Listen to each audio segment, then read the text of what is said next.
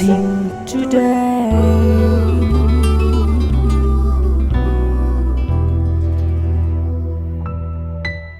Welcome to blessing today.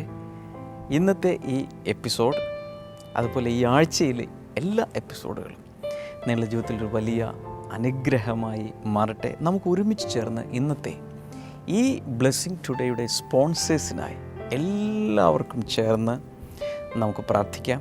അപ്പോൾ തന്നെ ഓരോ ദിവസവും ഈ എപ്പിസോഡുകൾ സ്പോൺസർ ചെയ്യുന്ന ഓരോരുത്തരോടും, പ്രത്യേകിച്ച് ദൈവനാമത്തിലും ലോകം എമ്പാടുമുള്ള ബ്ലെസ്സിങ് ടുഡേ പ്രേക്ഷകരുടെ പേരിലും നന്ദി അറിയിക്കുന്നു.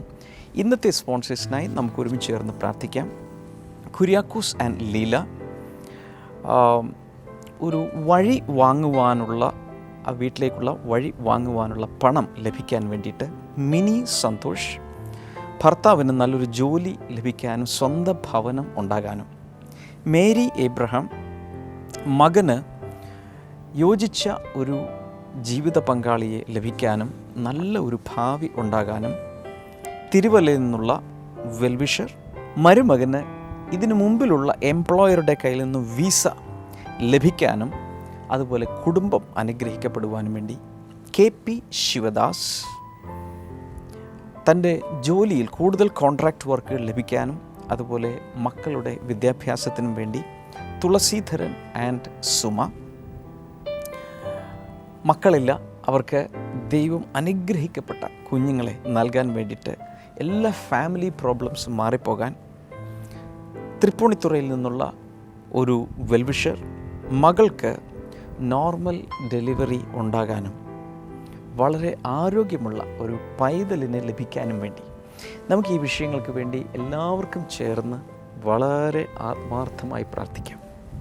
കർത്താവെ, ഇന്നത്തെ ബ്ലെസ്സിങ് ടുഡേയുടെ സ്പോൺസേഴ്സിനെ അങ്ങയുടെ തൃക്കരങ്ങളിലേക്ക് ഞങ്ങൾ സമർപ്പിച്ച് പ്രാർത്ഥിക്കുന്നു. പ്രാർത്ഥിക്കുവാൻ ആവശ്യപ്പെട്ടിട്ടുള്ള വിഷയങ്ങൾക്കായി ലോകം എമ്പാടുമുള്ള ഞങ്ങൾ ഒരുമിച്ച് ചേർന്ന് ദൈവസന്നിധിയിൽ പ്രാർത്ഥിക്കുന്നു. ഇതേ സമയം തന്നെ കർത്താവെ, അങ്ങയുടെ കൈവിരലുകൾ അവർക്ക് വേണ്ടി പ്രവർത്തിക്കുന്നതിനാൽ നന്ദി പറയുന്നു. ഞങ്ങൾ പ്രാർത്ഥിക്കുന്ന ഈ വിഷയങ്ങളിൽ മാത്രമല്ല കർത്താവെ, അവർ ഞങ്ങളോട് ആവശ്യപ്പെട്ടിട്ടുള്ള എല്ലാ വിഷയങ്ങൾക്കും വേണ്ടി കർത്താവ് അത്ഭുതങ്ങൾ ചെയ്യണമേ എന്ന് പ്രാർത്ഥിക്കുന്നു. ഞങ്ങൾ മുൻകൂറായി അങ്ങേക്ക് നന്ദി അറിയിക്കുന്നു. യേശുവിൻ്റെ നാമത്തിൽ തന്നെ, ആമേൻ. ബ്ലെസ്സിംഗ് ഫെസ്റ്റിവൽ തൃശൂർ ഏപ്രിൽ 24 വെള്ളി. സമയം രാവിലെ 10 മുതൽ 1 മണി വരെ. Town hall, palace road, Thrissur.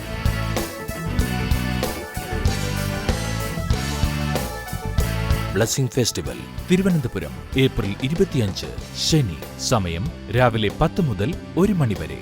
Rajdhani auditorium, Kizhakkekotta, Thiruvananthapuram.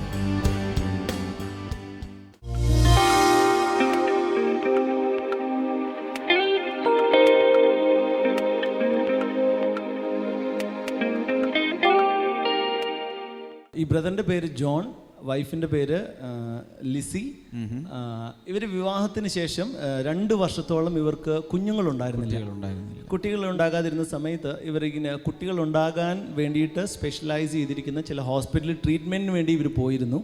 അതിനുവേണ്ടി ഇവർ ആദ്യമേ തന്നെ ചെക്ക് ചെയ്ത സമയത്താണ് അറിഞ്ഞത് ഈ സഹോദരന് വെരിക്കോസിൻ്റെ പ്രശ്നമുണ്ട്, വെരിക്കോസ് വെയിൻ പ്രോബ്ലം ഉണ്ട്. അതിനും കൂടുതലായിട്ട് തനിക്ക് കൗണ്ട് വളരെ കുറവായിരുന്നു.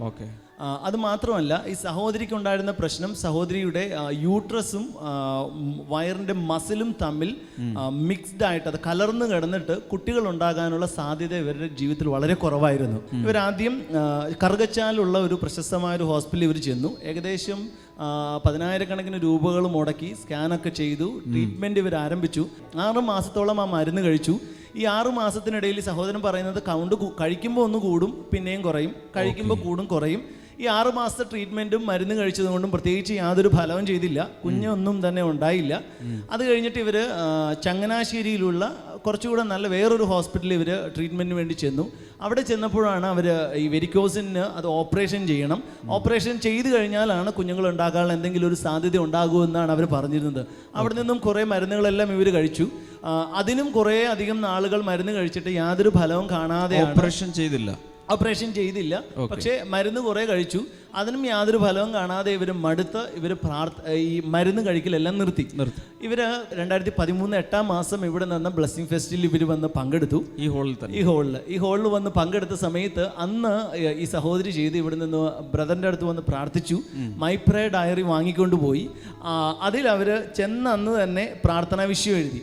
അവർ ആ ഡേറ്റ് എല്ലാം എഴുതി വെച്ചിട്ടുണ്ട്. ചെന്ന അന്ന് തന്നെ പ്രാർത്ഥനാ വിഷയം എഴുതിയിട്ട് അവർ പ്രാർത്ഥിക്കാൻ തുടങ്ങി. കുഞ്ഞുണ്ടാകാനുള്ള കാര്യങ്ങൾക്ക് വേണ്ടിയൊക്കെ പ്രാർത്ഥിക്കാൻ തുടങ്ങി. ഇതിനുള്ളിൽ ഈ സഹോദരൻ ഇവർ കോന്നിയിലുള്ള വേറൊരു ആശുപത്രിയിൽ ഇവർ ട്രീറ്റ്മെൻറ്റിന് വേണ്ടി ചെന്ന് കഴിഞ്ഞപ്പം അവർ ഓപ്പറേഷന് പകരം വെരിക്കോസിന് ഇഞ്ചക്ഷൻ എടുത്താൽ അത് സൗഖ്യമാകും, കുഞ്ഞുണ്ടാവാനുള്ള ചെറിയ സാധ്യതകളൊക്കെ പറഞ്ഞിരുന്നു. ഈ സഹോദരൻ ഇവര് വലിയ പ്രതീക്ഷയോടുകൂടി ആ ഹോസ്പിറ്റലിൽ ചെന്നു. വെരിക്കോസിനുള്ള ഇഞ്ചക്ഷൻ എടുത്തു. ഇഞ്ചക്ഷൻ വെച്ച് കുറച്ച് സമയം കഴിഞ്ഞ് ഡോക്ടർ വന്നിട്ട് പറയുക, ഇതിനും വളരെ കുറച്ച് സാധ്യതയേ ഉള്ളൂ. ഇഞ്ചക്ഷൻ ചെയ്താലും സാധ്യത വളരെ കുറവാണ്. ഇവർ ഒത്തിരി പ്രതീക്ഷയോടുകൂടിയാണ് അവിടെ ചെന്ന്. ഈ സഹോദരൻ പറയാം, ബലൂണിന്റെ കാറ്റഴിച്ചു വിട്ടതുപോലെ എൻ്റെ എല്ലാ പ്രതീക്ഷയും പോയി. പക്ഷെ ഈ സഹോദരൻ അത് സഹോദരിയോട് പറഞ്ഞിരുന്നില്ല. സഹോദരിയോട് അത് പറഞ്ഞിരുന്നില്ല. 2014 മൂന്നാമത്തെ മാസം 12-ാം തീയതി ബ്ലെസ്സിംഗ് ടുഡേ TV പ്രോഗ്രാമിലൂടെ അന്ന് ഷെമ സിസ്റ്ററാണ് പ്രാർത്ഥിച്ചത്. പ്രാർത്ഥിച്ച കൂട്ടത്തിൽ മക്കളില്ലാത്ത ദമ്പതികൾക്ക് മക്കൾ ഉണ്ടാകാൻ പോകുന്നു എന്ന് പറഞ്ഞിട്ട് ആ സമയത്ത് TV പ്രോഗ്രാമിലൂടെ പ്രാർത്ഥിച്ചു. ഇവര് പറഞ്ഞത് ആ പ്രാർത്ഥിച്ച സമയത്ത് ഈ സഹോദരന്റെ ശരീരത്തിൽ ഒരു തണുപ്പ് അനുഭവപ്പെട്ടു. കുറച്ച് ആഴ്ചകൾ കഴിഞ്ഞപ്പോഴാണ് ഇവർ ആ സത്യം തിരിച്ചറിയുന്നത്. ഈ സഹോദരി പ്രഗ്നന്റ് ആയി. മരുന്നുകൾ ഒന്നും കഴിക്കാതെ ഇവരും അടുത്ത് മരുന്നുകളെല്ലാം നിർത്തി, എല്ലാ ട്രീറ്റ്മെന്റും നിർത്തി. ഈ സഹോദരൻ പറഞ്ഞു വേറെ ഏതെങ്കിലും ഹോസ്പിറ്റലിൽ ട്രൈ ചെയ്യാന്ന് പറഞ്ഞ സമയത്ത് ഈ സഹോദരി പറഞ്ഞു ഈ ഒരു മാസം കൂടെ നോക്കിയിട്ട്, കാരണം പ്രോഗ്രാമിലൂടെ ഷെമ സിസ്റ്റർ ഒക്കെ പറഞ്ഞു ഈ ഒരു മാസം കൂടെ നോക്കിയിട്ട് പോകാം. പക്ഷെ ആ മാസം തന്നെ ആ സഹോദരി പ്രഗ്നന്റ് ആയി. അതുപോലെ തന്നെ ഈ സഹോദരിയുടെ വിവാഹം കഴിഞ്ഞ സമയത്ത് സഹോദരിയുടെ വയറിനുള്ളിൽ ഒരു ചെറിയ തടിപ്പ് വന്നു. വിവാഹം കഴിഞ്ഞ് 7-ാമത്തെ മാസം അവരത് സ്കാൻ ചെയ്തപ്പോൾ ഡോക്ടർ പറഞ്ഞത് വലിയ കുഴപ്പമൊന്നുമില്ല, അതങ്ങനെ ചിലപ്പോൾ ഉണ്ടാവും, അത് മാറിപ്പോയിക്കോളും എന്ന് പറഞ്ഞിരുന്നു. എന്നാൽ ഈ പ്രഗ്നന്റ് ആയ സമയത്ത് ആ കുഞ്ഞു വളരുന്നതോടൊപ്പം തന്നെ ആ തടിപ്പും വളർന്ന് മുഴയായി. 3-ാമത്തെ മാസവും 7-ാമത്തെ മാസവും ഒക്കെ സ്കാൻ ചെയ്തപ്പോൾ ഈ കുഞ്ഞ് വളരുന്നതനുസരിച്ച് വളരെ വേഗത്തിൽ ആ മുഴ വളരുന്നത് ഡോക്ടേഴ്സ് സ്കാനിങ്ങിൽ പറഞ്ഞു. ഡോക്ടേഴ്സ് പറഞ്ഞു കുഞ്ഞുണ്ടാകാനുള്ള സാധ്യത വളരെ കുറവാണ്, കാരണം ഈ മുഴ കൂടെ വളരുന്നതുകൊണ്ട്. എന്നിട്ട് ഇവർ 7-ാം മാസം പറഞ്ഞു നിങ്ങൾ 7-ാം മാസത്തിൽ എമർജൻസി ആയി കോട്ടയം മെഡിക്കൽ കോളേജിൽ പോയിട്ട് ഓപ്പറേഷൻ ചെയ്ത് കുഞ്ഞിനെ ഈ മുഴ കളയുകയും ചെയ്യണം, കുഞ്ഞിനെ പുറത്തെടുക്കുകയും ചെയ്യണം, സാധ്യതകൾ വളരെ കുറവാണെന്നാണ് ഡോക്ടേഴ്സ് പറഞ്ഞിരുന്നത്. എന്നാൽ ഇവർ ആ സമയങ്ങളിലെല്ലാം നമ്മുടെ പ്രെയർ കോൾ സെന്ററിൽ മുടങ്ങാതെ വിളിച്ച് പ്രാർത്ഥിക്കും. മൈ പ്രേ ഡയറി ഈ പുസ്തകം നോക്കിക്കഴിഞ്ഞാൽ വളരെയധികം അഴുക്ക് പിടിച്ച ഒരു പുസ്തകമാണ്. ഈ പുസ്തകത്തിലെ ഏറ്റവും കൂടുതൽ അഴുക്ക് പിടിച്ച പേജുകളാണ് 23-ാമത്തെയും 24-ാമത്തെയും പ്രാർത്ഥന. കുഞ്ഞുണ്ടാകാൻ വേണ്ടി അല്ലെങ്കിൽ നല്ല പ്രസവത്തിന് വേണ്ടിയുള്ള പ്രാർത്ഥനയായിരുന്നു അതെല്ലാം. ഈ സഹോദരി തുടർമാനമായിട്ട് പ്രാർത്ഥിക്കുമായിരുന്നു. 9-ാം മാസം ഇവർ അവസാനത്തെ മാസം സ്കാൻ ചെയ്ത സമയത്ത് അത്ഭുതം സംഭവിച്ചു. അവിടെ ആ മുഴയില്ല. അത്രയും വലുതായി വളർന്നിരുന്ന മുഴ ഒരു ചെറിയ ഇതുപോലും ഇല്ലാതെ അത് അപ്രത്യക്ഷമായി എന്ന് അവർ പറയുന്നത്. അങ്ങനെ ഒരു സംഭവം അവിടെ ഇല്ല. അത് കഴിഞ്ഞ് ഡെലിവറിയോടുള്ള ഡേറ്റുകൾ അടുത്തു. ഈ സഹോദരൻ പറഞ്ഞത് ആശുപത്രിയിലേക്ക് പോയി കുറച്ച് നേരത്തിനുള്ളിൽ ഡോക്ടർ വരാൻ പോലും സമയം കിട്ടിയില്ല. അതിനു മുമ്പ് ഡെലിവറിയും കഴിഞ്ഞു. നല്ല ഏഞ്ചൽ ജോൺ എന്ന് പേരിട്ട മനോഹരമായ ഒരു കുഞ്ഞിനെ, ഒരു പെൺകുഞ്ഞിനെ കർത്താവ് അവർക്ക് കൊടുത്തു. കൈകൾ അടിച്ച് യേശുവിന് നന്ദി പറയാം.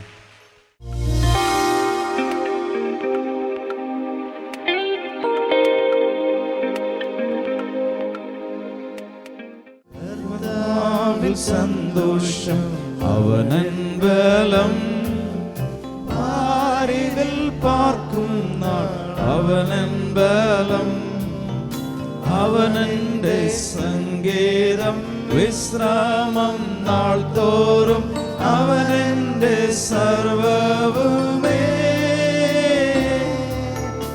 അവനന്റെ സങ്കേതം വിശ്രാമം നാൾ തോറും അവനെന്റെ സർവവുമേ. പല നാൾ കരുതി ഞാൻ ഏകനെന്ന് അന്നാളിൽ അവൻ എന്നോട് ചൊല്ലി. പല നാൾ കരുതി ഞാൻ ഏകനെന്ന് അന്നാളിൽ അവൻ എന്നോട് ചൊല്ലി. ലോകാന്ത്യത്തോളം കൂടെ ഇരിക്കുന്നവൻ നിന്നോട് കൂടെയുണ്ട്.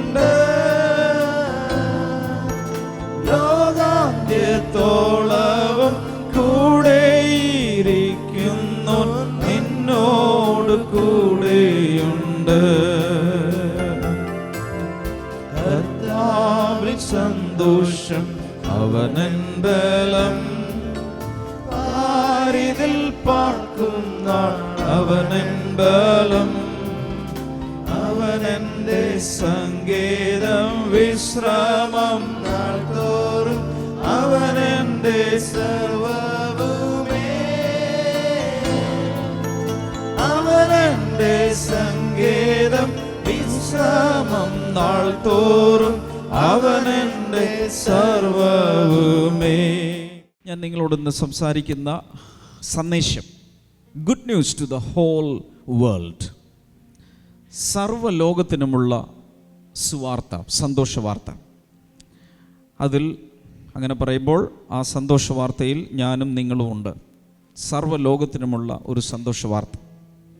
ലൂക്കോസിൻ്റെ സുവിശേഷം 2-ാം അധ്യായം 9-10 വചനങ്ങൾ നമുക്ക് ഈ സമയത്ത് വായിച്ചു കേൾക്കാം. എൻ്റെ ഇംഗ്ലീഷ് ഭാഷയിൽ പറഞ്ഞിരിക്കുന്ന an angel of the Lord appeared to them and the glory of the Lord shone around them and they were terrified. But the angel said to them, do not be afraid. I bring you good news that will cause great joy for all the people. മലയാളത്തിൽ അത് വായിച്ചു കേൾക്കാം. കർത്താവിൻ്റെ ദൂതൻ അവർക്ക് പ്രത്യക്ഷനായി, കർത്താവിൻ്റെ തേജസ് അവർക്ക് ചുറ്റും മിന്നി. ഓക്കെ, അവർ ഭയപരവശരായി തീർന്നു. അവർ ഭയപരവശരായി തീർന്നു. എന്നാൽ ദൂതൻ അവരോട്, ഭയപ്പെടേണ്ട, സകല ജനങ്ങൾക്കും ഉണ്ടാകുവാനുള്ള മഹാസന്തോഷത്തിൻ്റെ സുവാർത്ത ഞാൻ നിങ്ങളെ അറിയിക്കുന്നു. സകല ജനങ്ങൾക്കുമുള്ള സന്തോഷത്തിൻ്റെ വാർത്ത ഞാൻ നിങ്ങളെ അറിയിക്കുന്നു. എല്ലാവരും ചേർന്ന് പറയാം, സകല ജനത്തിനുമുള്ള സന്തോഷത്തിൻ്റെ വാർത്ത. ഉറക്കെ പറയാമോ? സകല ജനത്തിനുമുള്ള സന്തോഷത്തിൻ്റെ വാർത്ത. മുഖത്തൊരൽപ്പം സന്തോഷത്തോടെ അതൊന്ന് പറയാമോ? സകല ജനത്തിനുമുള്ള സന്തോഷത്തിൻ്റെ വാർത്ത. ഞാൻ വീണ്ടും പറയുന്നു, ഇവിടെ ഇരിക്കുന്ന ഓരോ വ്യക്തിക്കുമുള്ള സന്തോഷ വാർത്തയാണ് ഞാൻ പറയാൻ പോകുന്നത്. മർക്കോസിൻ്റെ സുവിശേഷം 16-ാം അധ്യായം 15-ാമത്തെ വചനം. He said to them, go into all the world and preach the gospel to all creation. അദ്ദേഹം അവരോട് പറഞ്ഞു, യേശു അവരോട് പറഞ്ഞു, നിങ്ങൾ ലോകത്തിലെല്ലാം പോയി, നിങ്ങൾ ലോകത്തിൽ എല്ലായിടത്തും പോയി സകല സൃഷ്ടിയോടും സുവിശേഷം പ്രസംഗിക്കുവിൻ. സുവിശേഷം പ്രസംഗിക്കുവിൻ. യേശുവാണിത് പറയുന്നത്, ശിഷ്യന്മാരോടാണിത് പറയുന്നത്, ഉയർത്തെഴുന്നേറ്റ ശേഷമാണിത് പറയുന്നത്. പറഞ്ഞത് ഇങ്ങനെയാണ്, യേശു പോകുന്നതിന് മുൻപ് നിങ്ങൾ ചെയ്യേണ്ടത് ലോകത്തിൽ എല്ലായിടങ്ങളിലും പോയി സകല സൃഷ്ടിയോടും, സകല മനുഷ്യരോടും എന്നല്ല അവിടെ പറഞ്ഞിരിക്കുന്നത്, സകല സൃഷ്ടിയോടും. എഴുതപ്പെട്ടത്, ഈ പുതിയ നിയമം എഴുതപ്പെട്ടത് ഗ്രീക്ക് ഭാഷയിലാണെന്ന് നിങ്ങൾക്കറിയാം. ഇംഗ്ലീഷിലല്ല, മലയാളത്തിലുമല്ല, ഹിന്ദിയിലുമല്ല, ഗ്രീക്ക് ഭാഷയിലാണ്. അവിടെ ലോകത്തിൽ എല്ലായിടത്തും, ലോകം എന്ന സ്ഥലത്ത് ഗ്രീക്ക് ഭാഷയിൽ ഉപയോഗിച്ചിരിക്കുന്ന പദം കോസ്മോസ് എന്നാണ്. കോസ്മോസ് എന്നതിൻ്റെ അർത്ഥം സോഷ്യൽ സിസ്റ്റം എന്നാണ്. എന്ന് വെച്ചാൽ ലോകത്തിൽ എവിടെ ചെന്നാലും there is a social system. ഇവിടെ നമുക്ക് വെളിയിലേക്ക് ഇറങ്ങിയാൽ, റാന്നിയിലേക്ക് ഇറങ്ങിയാൽ, ചുറ്റുപാട് നടന്നാൽ സൊസൈറ്റിയിൽ, സമൂഹത്തിൽ ഒരു സിസ്റ്റം ഉണ്ട്. ആളുകളുടെ ജീവിത രീതി, കൾച്ചർ, അവരുടെ സംസ്കാരം, അവരുടെ വസ്ത്രധാരണ രീതി, അവരുടെ ഭാഷ, അവരുടെ ആചാരങ്ങൾ, ഇതെല്ലാം തുടങ്ങി ഒരു സോഷ്യൽ സിസ്റ്റം ഇവിടെയുണ്ട്.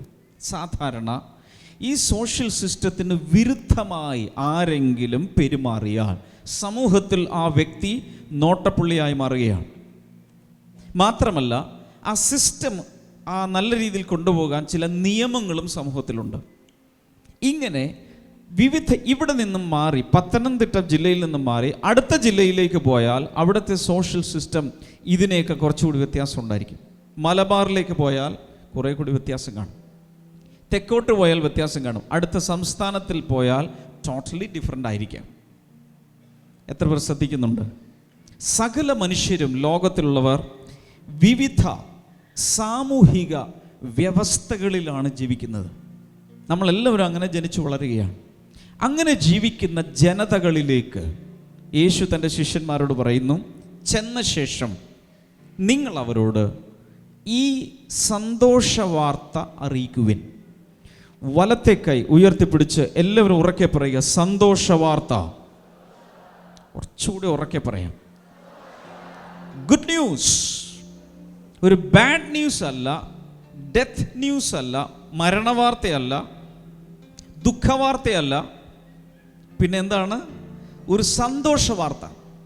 ആദ്യം നമ്മൾ കണ്ടത്, ആദ്യത്തെ വചനത്തിൽ നമ്മൾ കണ്ടത്, ആട്ടിടയന്മാർ ഒരു പുൽമേടിൽ രാത്രിയിൽ ഇടയന്മാർ ആ ആടുകളെ സൂക്ഷിച്ചുകൊണ്ട് പരിപാലിച്ചുകൊണ്ട് അവിടെ വിശ്രമിക്കുന്ന സമയത്താണ് ദൈവദൂതന്മാരുടെ ഒരു വലിയൊരു സംഘം ഇറങ്ങി വന്നിട്ട് ബെത്ലഹേമിൽ അറിയിച്ചത് സർവ്വജനത്തിനുമുള്ള ഒരു സന്തോഷ വാർത്ത പറയാൻ വേണ്ടിയാണ് ഞങ്ങൾ വന്നത്. ആ സമയത്ത് അവിടെ കർത്താവിൻ്റെ തേജസ് ആ പ്രദേശത്ത് മുഴുവൻ ചുറ്റി മിന്നി. അതിൻ്റെ അർത്ഥം, ഈ സന്തോഷ വാർത്ത അറിയിക്കുന്ന സ്ഥലങ്ങളിലെല്ലാം ദൈവത്തിൻ്റെ ഒരു തേജസ് വന്ന് ഇറങ്ങും.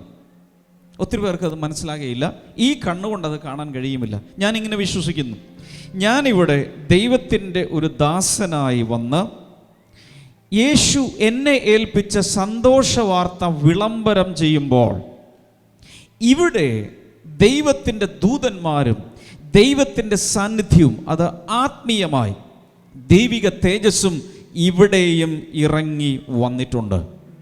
ഒരുപക്ഷെ ഈ കണ്ണുകൊണ്ട് അല്ലെങ്കിൽ കണ്ണട വെച്ച് നോക്കിയാലും അത് കാണാൻ കഴിയണമെന്നില്ല.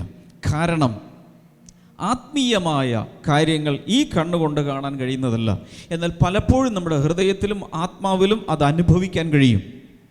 ദൈവിക സാന്നിധ്യം വരുമ്പോൾ ചിലർ പൊട്ടിക്കരയുന്നത് കാണാം, സന്തോഷം കൊണ്ട് കരയുന്നവർ കാണാം. ദൈവിക സാന്നിധ്യത്തിൽ സന്തോഷത്താലും സമാധാനത്താലും ചിലർ നിറയും.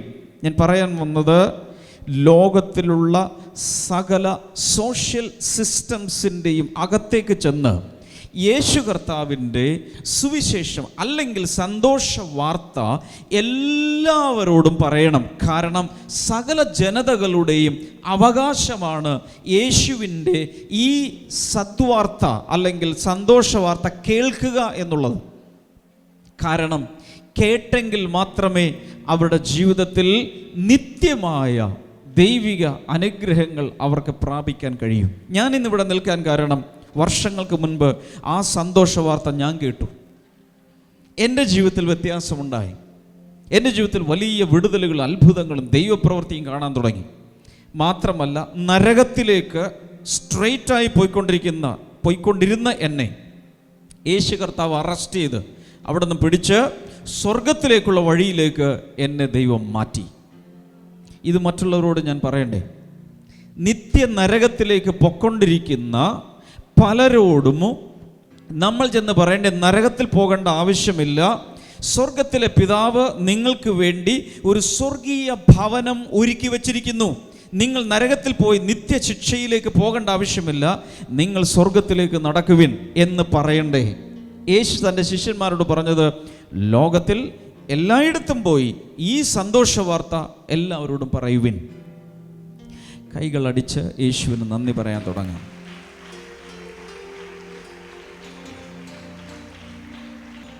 പഴയ നിയമത്തിൽ ബുക്ക് ഓഫ് ജെറമായ എന്ന അല്ലെങ്കിൽ ഇരമ്യ പ്രവാചകന്റെ പുസ്തകമുണ്ട്. അതിൽ 32-ാം അധ്യായം 27-ാമത്തെ വചനം വളരെ നല്ലൊരു വചനമാണ്. ഇങ്ങനെയാണ് പറയുന്നത്, ദൈവം പറയാണ്, I am the lord, the god of all mankind. Is anything too hard for me? ഇതാ ഞാൻ സകല ജഡത്തിന്റെയും ദൈവമായ ഇതാ യഹോവയാകുന്നു. ഞാൻ സകല ജനത്തിൻ്റെയും ദൈവമാകുന്നു. ഓക്കെ, എനിക്ക് അസാധ്യമായി വല്ലതുമുണ്ടോ? ദൈവം നമ്മളോടൊരു ചോദ്യം ചോദിക്കുകയാണ്. ദൈവം ആരുടെ ദൈവമാ? സകല ജനത്തിൻ്റെയും ദൈവമാണ്, സകല ജനതകളുടെയും ദൈവമാണ്.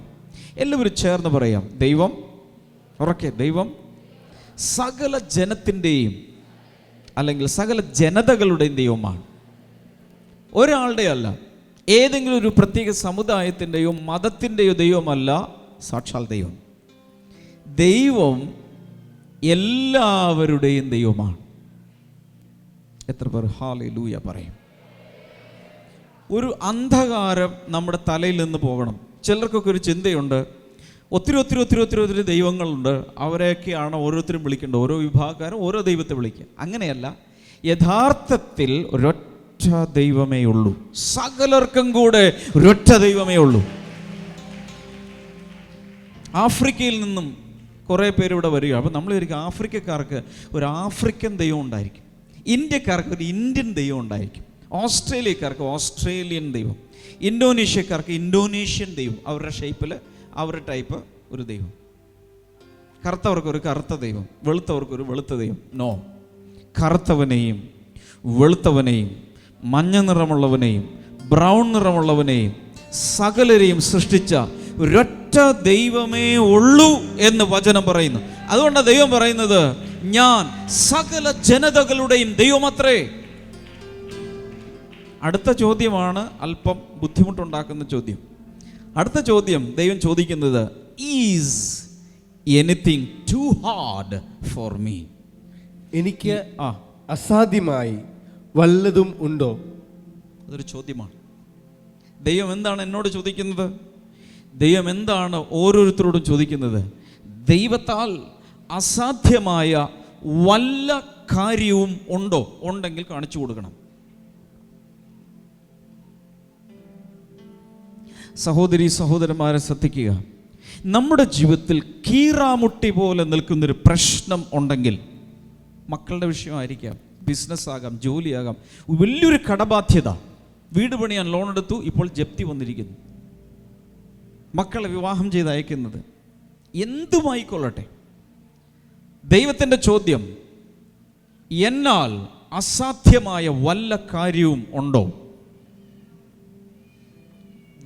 ഒരുപക്ഷെ രാത്രികൾ ഉറങ്ങാതെ ഉറക്കം കെടുത്തുന്ന ആ വലിയ വിഷയം ദൈവത്തിൻ്റെ സന്നിധിയിൽ ഒന്നുമല്ല. ഒരൊറ്റ വാക്ക് കൽപ്പിച്ചാൽ മാറാവുന്നതേ ഉള്ളൂ.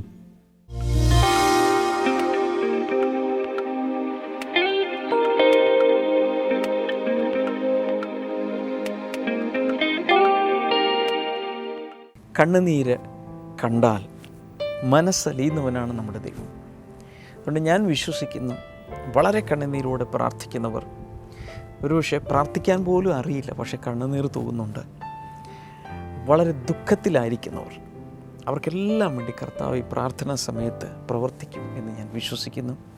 കർത്താവെ, ഈ സമയത്ത് അങ്ങയുടെ കുഞ്ഞുങ്ങളുടെ നേരെ അങ്ങയുടെ കൈകളൊന്ന് നീട്ടി, അങ്ങയുടെ തൃക്കണ്ണുകൾ അവരെ നേരെ തിരിച്ച് അവർക്ക് വേണ്ടി കർത്താവെ നീ അത്ഭുതങ്ങൾ പ്രവർത്തിക്കണമേ എന്ന് പ്രാർത്ഥിക്കുന്നു. ആസ്മ രോഗം ഈ സമയത്ത് സൗഖ്യമാകുന്നുണ്ട്. ഒരാളുടെ അല്ല, ഒത്തിരി പേരുടെ ആസ്മ രോഗം കർത്താവ് ഇപ്പോൾ സൗഖ്യമാക്കുന്നു.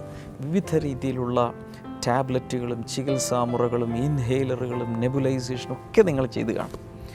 പക്ഷേ യേശുവിൽ നിന്നുള്ള സമ്പൂർണ്ണ സൗഖ്യം ഇന്ന് നിങ്ങൾക്ക് സ്വന്തമാക്കാം. യേശുവിൻ നാമത്തിൽ ആ സൗഖ്യം ഇപ്പോൾ തന്നെ നടക്കാൻ തുടങ്ങട്ടെ. Thank you Jesus. ഇപ്പോൾ തന്നെ അത് സംഭവിക്കട്ടെ. Thank you Lord. അതുപോലെ തന്നെ ഈ ശ്വാസകോശങ്ങളോടനുബന്ധിച്ചുള്ള മറ്റ് ചില രോഗങ്ങൾ, ന്യൂമോണിയ, അങ്ങനെയുള്ള രോഗങ്ങളും കർത്താവ് ഇപ്പോൾ സൗഖ്യമാക്കുന്നു. യേശുവിൻ്റെ നാമത്തിൽ അത് സംഭവിക്കട്ടെ. അതുപോലെ ഗ്ലോക്കോമ കർത്താവ് സൗഖ്യമാക്കുന്ന, കണ്ണുകളെ ബാധിച്ചിരിക്കുന്ന ആ രോഗം യേശുവിൻ്റെ നാമത്തിൽ സൗഖ്യമാകട്ടെ. അതുപോലെ കാതിൻ്റെ ഉള്ളിൽ നിന്നും പഴുപ്പും വെള്ളം ഒഴുകുന്നൊരു വ്യക്തിയെ കർത്താവ് ഇപ്പോൾ സൗഖ്യമാക്കുന്നു. വെരി ക്ലിയർ, കർത്താവ് ഇപ്പോൾ തന്നെ അത് സൗഖ്യം നൽകുകയാണ്. അതുപോലെ അരക്കെട്ടിൻ്റെ ആ ഭാഗത്തുള്ള അസ്ഥികളിൽ തേയ്മാനവും അതുപോലെ എന്തൊക്കെയോ വേദനയുമായിട്ട് പ്രയാസപ്പെടുന്ന ചില വ്യക്തികളെ കർത്താവ് ഇപ്പോൾ സൗഖ്യമാക്കുന്നു. കാൽമുട്ടുകൾ അതുപോലെ തന്നെ സൗഖ്യമാകുന്നു യേശുവിൻ്റെ നാമത്തിൽ. ഹെപ്പറ്റൈറ്റിസ് ബി, ഹെപ്പറ്റൈറ്റിസ് സി തുടങ്ങിയ രോഗങ്ങൾ ഇപ്പോൾ തന്നെ സൗഖ്യമാകട്ടെ. തൈറോയിഡ് സൗഖ്യമാകട്ടെ യേശുവിൻ്റെ നാമത്തിൽ. തൈറോയിഡ് നിമിത്തം തന്നെ കുഞ്ഞുങ്ങളില്ലാതെ അതൊരു തടസ്സമായി ഡോക്ടേഴ്സ് പറഞ്ഞിട്ടുണ്ട്. അങ്ങനെയുള്ള ചില വ്യക്തികൾ യേശുവിൻ്റെ നാമത്തിൽ തൈറോയിഡ് സൗഖ്യമാകുന്നു. അപ്പോൾ തന്നെ അവരുടെ ജീവിതത്തിൽ കുഞ്ഞുങ്ങളെയും കർത്താവ് നൽകുകയാണ്. യേശുവിൻ്റെ നാമത്തിൽ അത് സംഭവിക്കട്ടെ. Worship you father. Thank you Lord. Arthritis സൗഖ്യമാകട്ടെ. സ്പോണ്ടിലൈറ്റിസ് സൗഖ്യമാകട്ടെ. മൈഗ്രെയിൻ സൗഖ്യമാകട്ടെ. വിവിധ രീതിയിലുള്ള ക്യാൻസറുകൾ യേശുവിൻ്റെ നാമത്തിൽ സൗഖ്യമാകട്ടെ. Thank you Jesus. ദാമ്പത്യ ജീവിതത്തിൽ വലിയ പ്രശ്നങ്ങളിലൂടെ പോകുന്നവരെ കർത്താവ് ഇപ്പോൾ കാണുന്നു. ദൈവിക സമാധാനം പല കുടുംബങ്ങളിലേക്ക് കർത്താവ് പകരുന്നുണ്ട്. Thank you Jesus. അതുപോലെ മദ്യപാനത്തിനും അതുപോലെയുള്ള മയക്കുമരുന്നുകൾക്ക്, പുകവലിക്കൊക്കെ അടിമകളായ പലരെയും കർത്താവ് ഇപ്പോൾ സ്വതന്ത്രമാക്കുന്നു യേശുവിൻ്റെ നാമത്തിൽ. ദുരഭിമാനം മൂലം ഇതൊന്നും ആ വിഷമം പുറത്തു പറയാതെ ഉള്ളിൽ ഒതുക്കിയിരിക്കുന്ന പല സഹോദരങ്ങളും ഇന്ന് യേശു കർത്താവിൻ്റെ കൃപയാൽ, കരുണയാൽ അവരെ പുറത്തെടുക്കുകയാണ്. കർത്താവെ, ആ ദുശ്ശീലങ്ങളെ അങ്ങ് മാറ്റിയതിനാൽ നന്ദി.